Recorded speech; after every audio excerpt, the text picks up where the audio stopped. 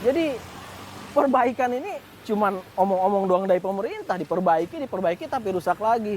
Gitu, Bang. Dari tahun ke tahun, jalanan Parung Panjang sudah menelan banyak korban. Sepanjang tahun 2023, jalanan ini sudah menewaskan 12 orang.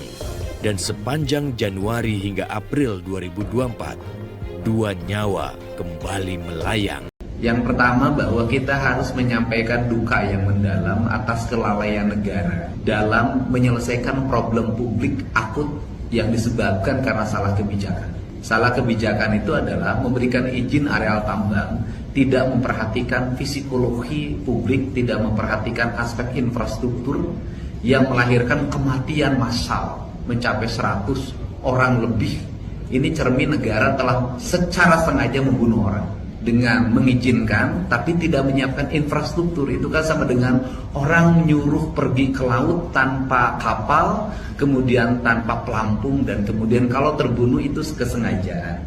Untung Indonesia, Pak. Ini kalau di negara lain, ini sudah digugat negara. Nah, ini bahwa selama kita lurus, selama kita benar, selama yang kita tempuh adalah untuk kebaikan, jangan pernah takut. Kita dipimpin oleh Pak Prabowo yang menginstruksikan pada kita semua untuk berpihak pada rakyat, mengambil tindakan-tindakan yang cepat dan nyata dan terukur. Nah, udah gini, saya nggak mau pusing. Jalan Tambang 2026 selesai. Kalau mantap. Kami dari pemerintah Kabupaten Bogor, dari sisi kebijakan, dari sisi dukungan anggaran APBD Kabupaten Bogor, siap mensupport. Siap, 2026 selesai. Saya tanggung jawab.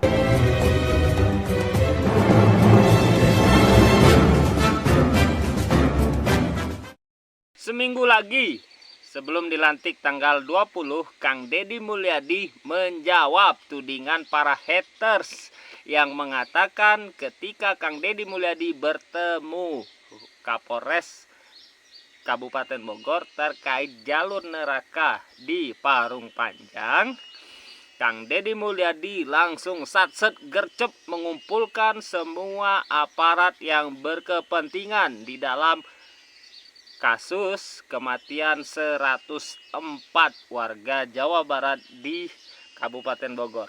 Oke, kira-kira apa hasil pertemuan Kang Deddy Mulyadi bersama seluruh aparat yang bertanggung jawab terhadap jalur neraka di Padang Panjang, di Parung Panjang? Kita simak videonya. yang pertama bahwa kita harus menyampaikan duka yang mendalam atas kelalaian negara dalam menyelesaikan problem publik akut yang disebabkan karena salah kebijakan. Salah kebijakan itu adalah memberikan izin areal tambang, tidak memperhatikan psikologi publik, tidak memperhatikan aspek infrastruktur yang melahirkan kematian massal mencapai 100 orang lebih. Ini cermin negara telah secara sengaja membunuh orang dengan mengizinkan tapi tidak menyiapkan infrastruktur. Itu kan sama dengan orang nyuruh pergi ke laut tanpa kapal, kemudian tanpa pelampung, dan kemudian kalau terbunuh itu kesengajaan. Untung Indonesia, Pak. Ini kalau di negara lain, ini sudah digugat negara. Nah, untuk itu tidak lagi saya minta kepala PU tidak usah terlalu berteori. Nanti begini, waktunya begini, waktunya begini. Saya tidak suka orang yang pesimis. Ikut dengan saya harus optimis. Kenapa? Selalu takutannya adalah APH. Saya yakini bahwa selama kita lurus, selama kita benar, selama yang kita tempuh adalah untuk kebaikan, jangan pernah takut. Kita dipimpin oleh Pak Prabowo yang menginstruksikan pada kita semua untuk berpihak pada rakyat, mengambil tindakan-tindakan yang cepat dan nyata dan terukur. Nah, hari ini Jawa Barat sudah punya fiskal yang cukup. Kita harus sudah mulai melangkah pada hal yang nyata. Hal yang nyata di depan kita adalah dua musibah yang sering terjadi. Yang pertama adalah musibah di Parung Panjang. Yang kedua adalah apa tidak malu orang Jawa Barat dalam setiap kenduri, dalam setiap minggu orang ngomongin puncak.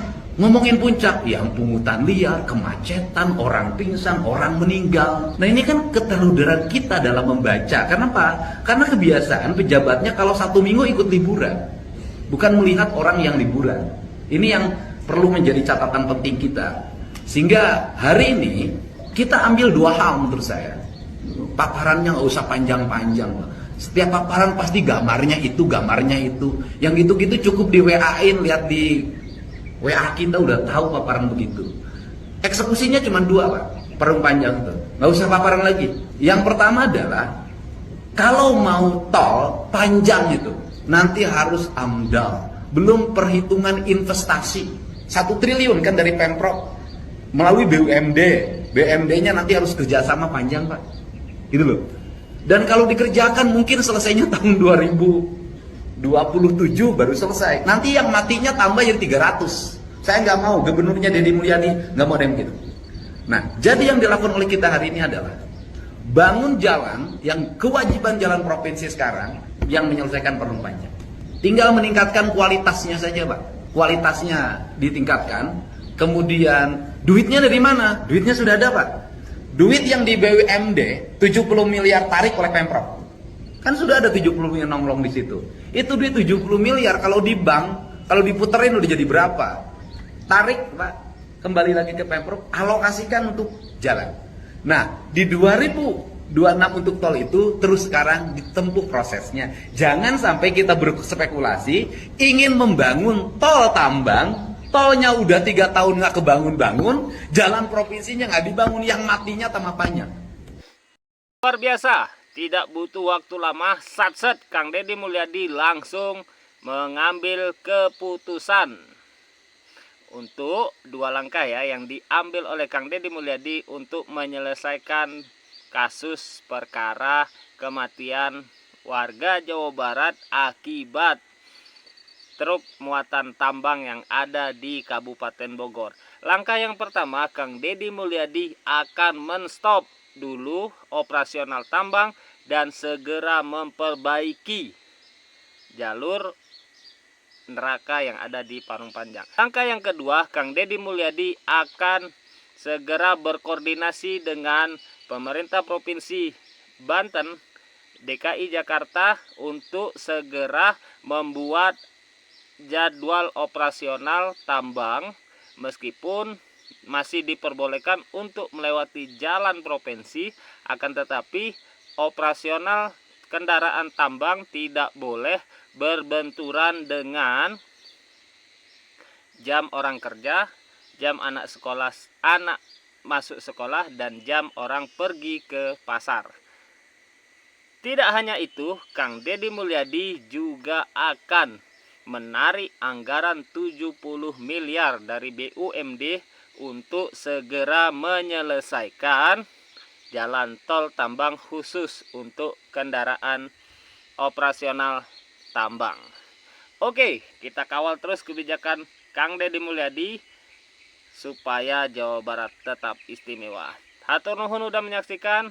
Tara, thank you, sampurasun.